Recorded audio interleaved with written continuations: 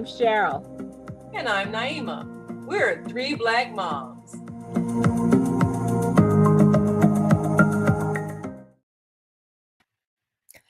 I'm going to start this show with a disclaimer. My sisters and I all have college degrees. Our children, I believe, all have college degrees. At least one has advanced degree, and another is going for an advanced degree. So, and even though our parents didn't have college degrees, they both had college, experience. They both went to and got some college. So I'm saying this not as a college elitist, but as someone who has looked and talked to other people who maybe had some college but didn't finish or had no interest in going to college. And my question this morning is college really for everyone? And the reason why I say that is because things have changed since both my parents went to when our parents went to college and since my sisters and I have gone to college. College then was quite expensive, but it was still affordable. And people who are baby boomers like us all have thoughts of saying, well, I could pay for my college by my summer job. Now children, and they still are children even at 17, 18 years old, are going into six-figure debt to go to college, and sometimes they don't even finish, but that debt is still there.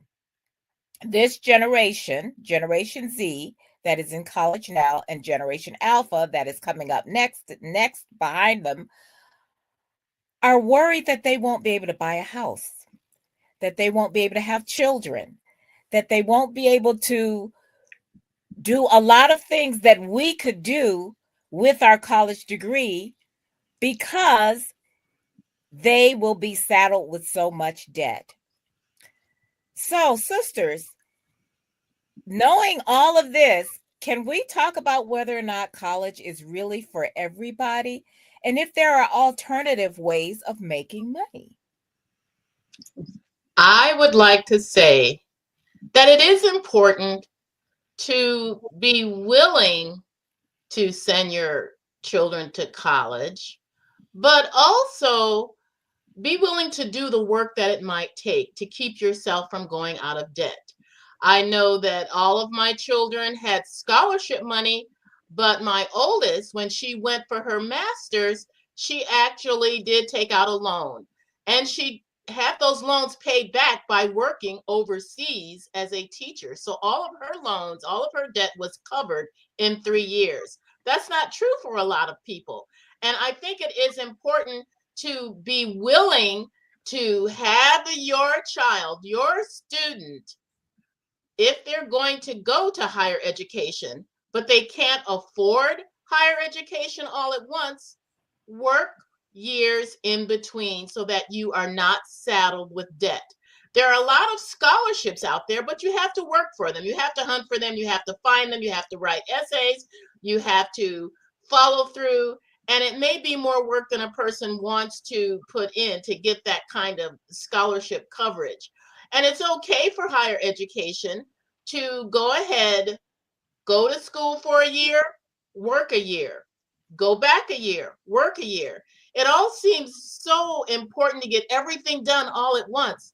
But the truth is, you don't have to. My youngest daughter went to college the first year, the second year, and then she worked years in between and recently got her degree.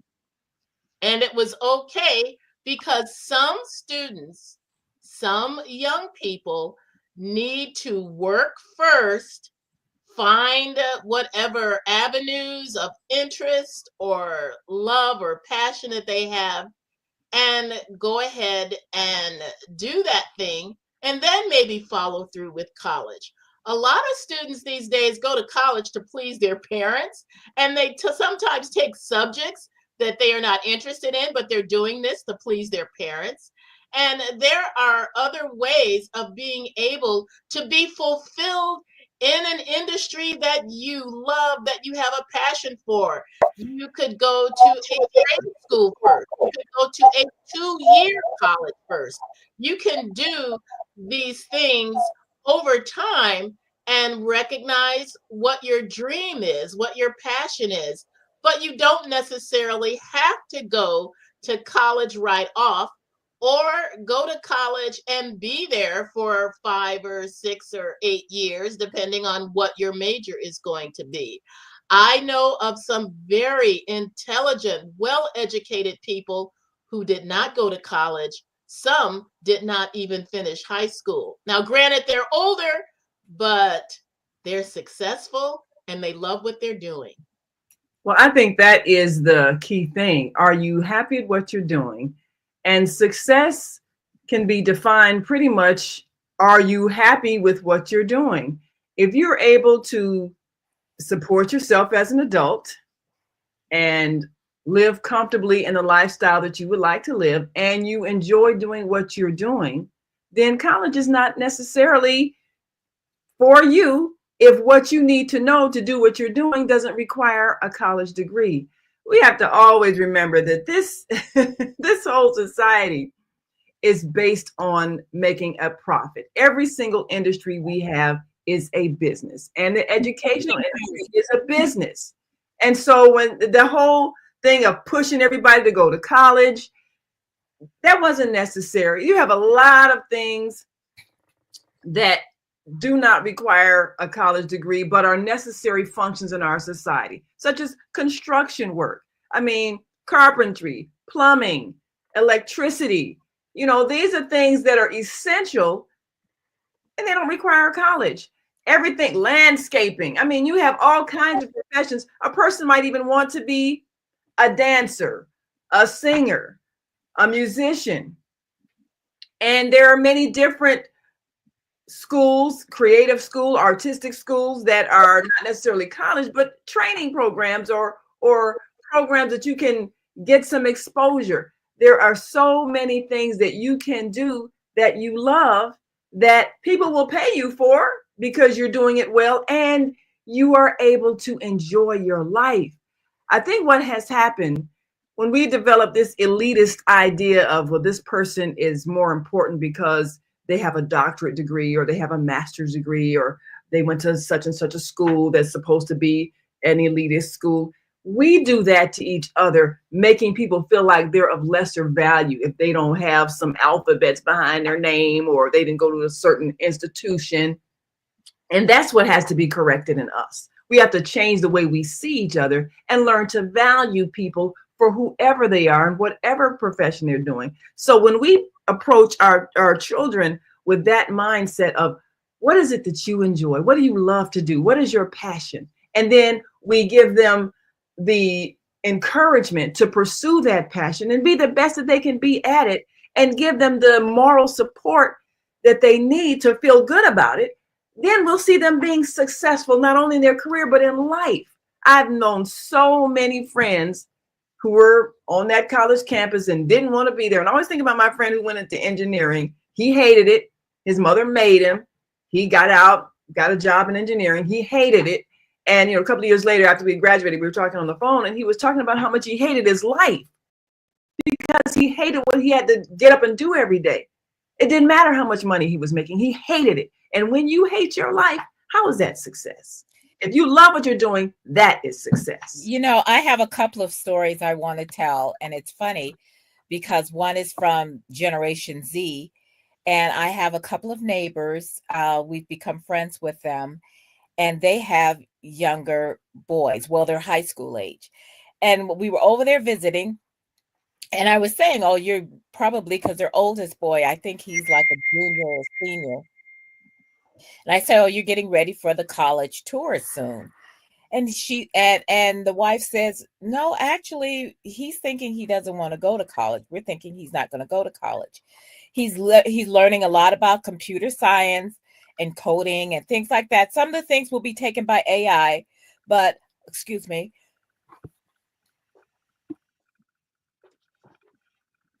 Sorry, I had a cough. Um, and so and he's learning in high school. So he's thinking he's going to get out in high and after high school and get a job right away in what he loves. The other comes from my tap teacher. Now she's in her early 70s. She's still an amazing dancer, and she has always wanted to tap. You know, this has been her life. And she says, "Well, I'm not going to retire. You know, I don't really have the retirement funds." She said, "I did." And we were having this conversation yesterday, and she was saying, well, you know, I did have some college and I studied the humanities, but that's not what I wanted to do." She has a great life. She has a great life. She's in great shape. She has people who her students are younger than her by decades. She has students who are older than her by at least a decade. So this is something that she has chosen to do for her life. At some point, if she gets injured or she just decides, okay, I'll have enough, you know, she may explore, you know, what her savings look like. But for her life, she has done what she has wanted to do. And I'm going to say one more story, because when I first moved here to my house, the first person who knocked on my door lived across the street. He had been the nephew of the previous owners. He is a plumber. And so I always tell people my plumber came with my house. So when I need something, now Joey's in his 70s now, but when I need something, I can pick up my phone and my plumber will show up in a matter of minutes. He didn't go to college, but let me tell you something. He's made enough money to where he and his wife go on a vacation every year. He's doing fine. And he is the testament to the fact that college, one, probably isn't for everyone. And you can make a pretty good living just doing other work. College is great for the social learning too. And that's good. But even going to a trade school, we have to start thinking of alternative careers that aren't going to bankrupt our kids before they even get out of school. You know, even Oprah's parents were on her about getting a degree, and she's like, "Mom, I'm a national, international host of a ongoing television program. I have my own magazine. I do this. I'm giving money to children's schools in Africa." And, she's like a multimillionaire. And what do I need to go back to college for? That's the thing that you have to look at. The programming of that generation. This is what you do. You go to college, you get a degree, you get a good job. But if you have established a business where you are successful, why would you do all of that? You're not looking to get hired by somebody. You're the one who's already got the company that's hiring other people. You've done what you intend to do in life. So it's a mindset of what is success? Success is achieving the goal that you set for yourself of what you want to be. And a lot of things do not require a college degree. So if you love doing something and there's some kind of extra training that you can get and you can master that thing that you're doing and people pay you to do it and you love doing it, that's a successful life. And a lot of people that we know have not gone to college, but they are good at what they do. And like, sure, you mentioned, your plumber, the plumber who handles the house here. He was telling me his story about how it was actually a neighbor that was in plumbing that kind of took him under his wing. Same with Joey. Yep. And train him. And so now he's a master plumber. I mean, he's doing all of these things and, he's successful, very successful.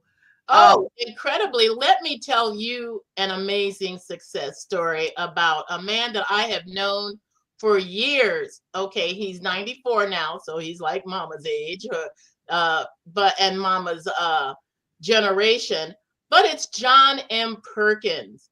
And I'll just read a little bit from the back of this book. And the man has written like a dozen books that are in publication today. But John M. Perkins has ministered among the poor for 46 years. He founded Mendenhall Ministries, Voice of Calvary Ministries, and Harambee Christian Family Center and Preparatory School, and was co-founder of the Christian Community Development Association. Today, he directs the John M. Perkins Foundation for Reconciliation and Development.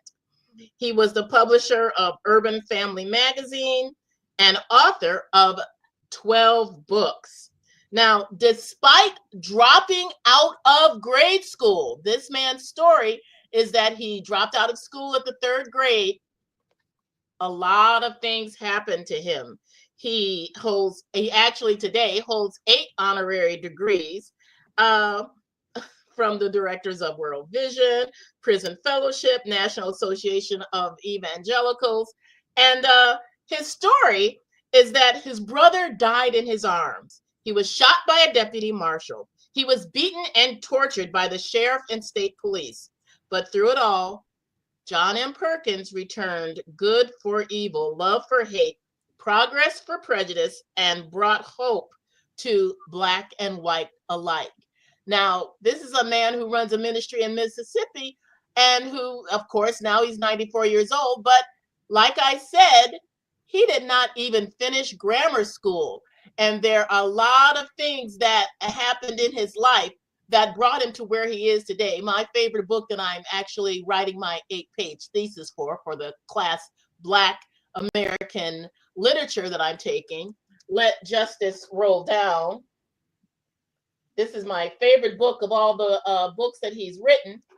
And but this man did not go to college. He did not even finish grammar school.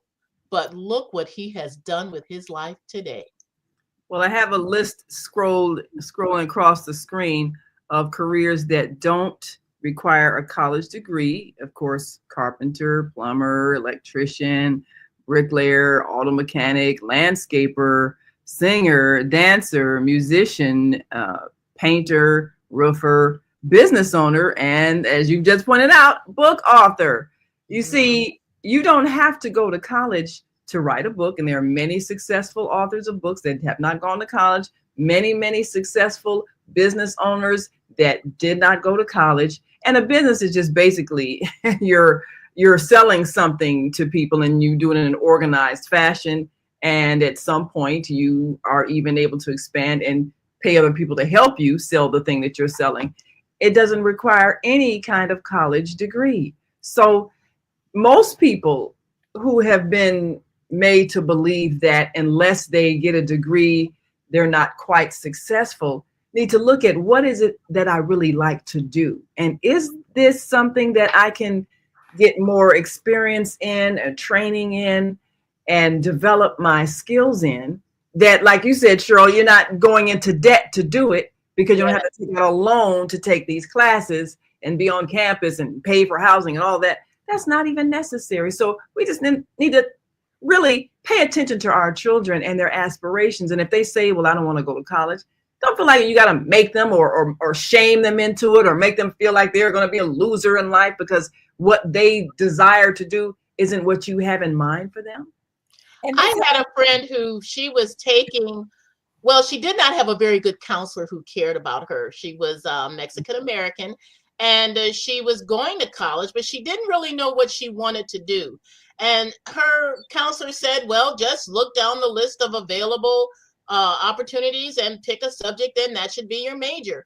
Well, the first word was accounting. So that's what she went into. And she told me, and she's retired now, but she told me all the years that she was involved in that, she hated it. She hated it.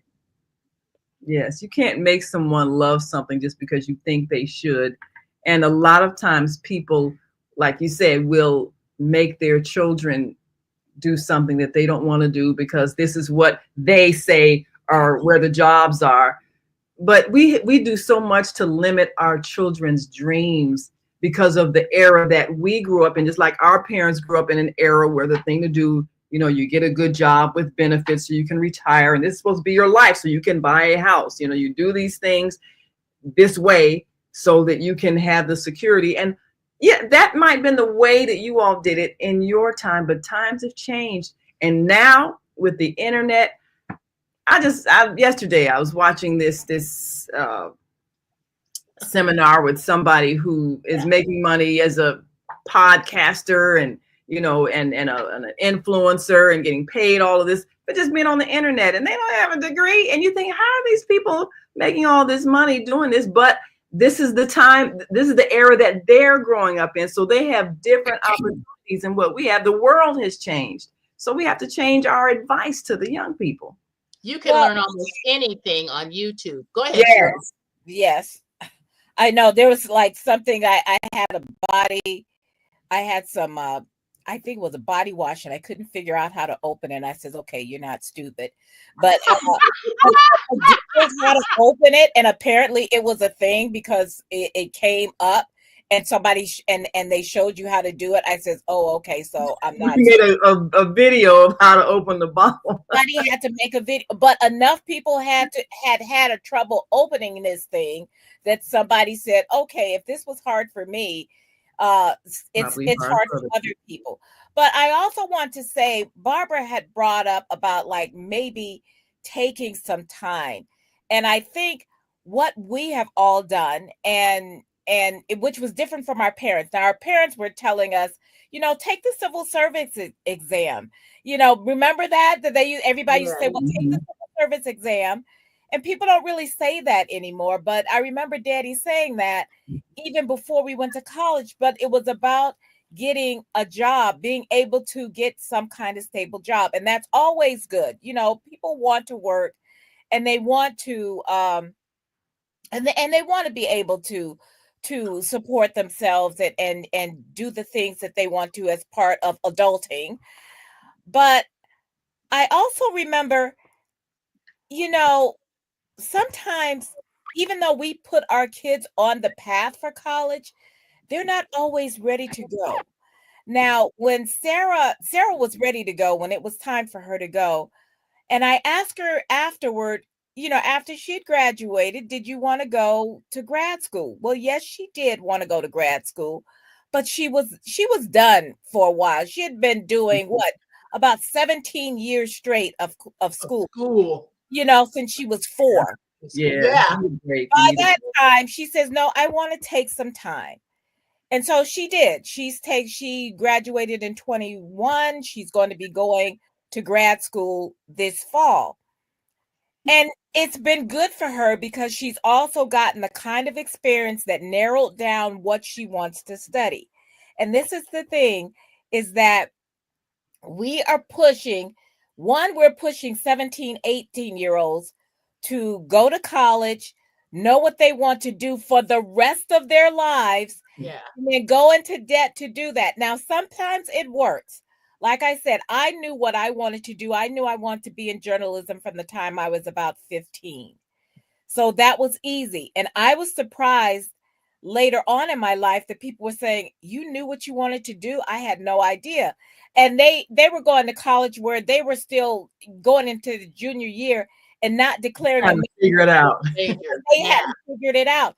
And now when I talk to kids, and I talk to college students because I teach in a college, and I tell them, don't look for your dream job, look for your first job. Right. And understand that what you want to do at 18, 19, even 25 may not want to be what you want to do at 35. We can keep changing. And even if you went to college for something, that doesn't mean you have to do that for the rest of your life. You're not locked in. You're not locked in. We always felt like, you start with a company, you stay there, they give you a pension and a gold watch at the end. People move around, and companies don't want you to do that anyway. So not anymore. Limit yourself. Yeah, that has changed. All kinds of ways. We didn't even put in beautician. I know that there are, schools for that. Yeah. But also higher learning. Now, in the coming weeks, we hope to get some people on that have chosen other ways of advancing learning. And one other thing, remember the show or the movie, The Days of Wine and Roses? I was thinking about that the Yes. other day. Yeah. And her father gave her a set of encyclopedia and told her, if you read every single one, that's the equivalent of a college degree. Mm. We don't really have encyclopedias anymore, but Yeah. there are other ways of learning. If you go to your library and you read everything you can get your hands on, you are getting the knowledge that college may give you, and you are still honing your critical learning, your critical Skills. thinking skills. You're learning a lot, but don't limit yourself and don't lock yourself in. If you're not sure, it's okay not to be sure. Who of us, other than somebody like me who was 40 when I was born, know exactly what to do? And Born even gold. then, I ended up doing things that I hadn't dreamed of. I had no idea that I could, in my career, I would be teaching college. I would be teaching. That wasn't on my life plan. Yeah. So you never know what you're going to become. And as the saying says, life is a journey, not a destination. So you Right. might do many, many things before you finally do retire or whatever. And some people never retire. Some people do what they love doing forever. Ever. And they live out their lives doing that thing that they do. So And what's don't the have to retire test? either. I was going to say that a job that you love that you would do for free because you love it so much and getting paid is the icing on the cake. That's it. That's success. Well, it is time for us to go, and we want you to think about what you love and what you would, like you say, what you would be willing to do for free. You love it so much. And then you can master it and enjoy getting paid because you do it so well. And that is the most successful career you can have. So we're going to bring you some alternatives, people who are doing things, they didn't go into debt to learn how to do it, so that you can give your children a greater vision of what they can become without feeling stressed if you don't have all their college money saved up and maybe they didn't get the grades where they could get a scholarship. Well, that's okay. Just let them be who they are and let them enjoy life and let them master the field that they would like to be masters of and enjoy doing it and be successful at it and feel good about it and encourage them to follow it. And a gap year is also an alternative. It's okay. It's okay. Well, until next time, we want you to remember to like and subscribe to our YouTube channel, 3 Black Moms, and our Facebook page, 3 Black Moms, and feel free to leave your comments. Have you talked to your children about their true aspirations? And tell us some of the things that they said they'd like to do. We'd like to help them make that choice. So until next time, I'm Naima. I'm Cheryl. I'm Barbara. We are 3 Black Moms. And we will see you next time on 3 Black Moms. Enjoy the rest of your day.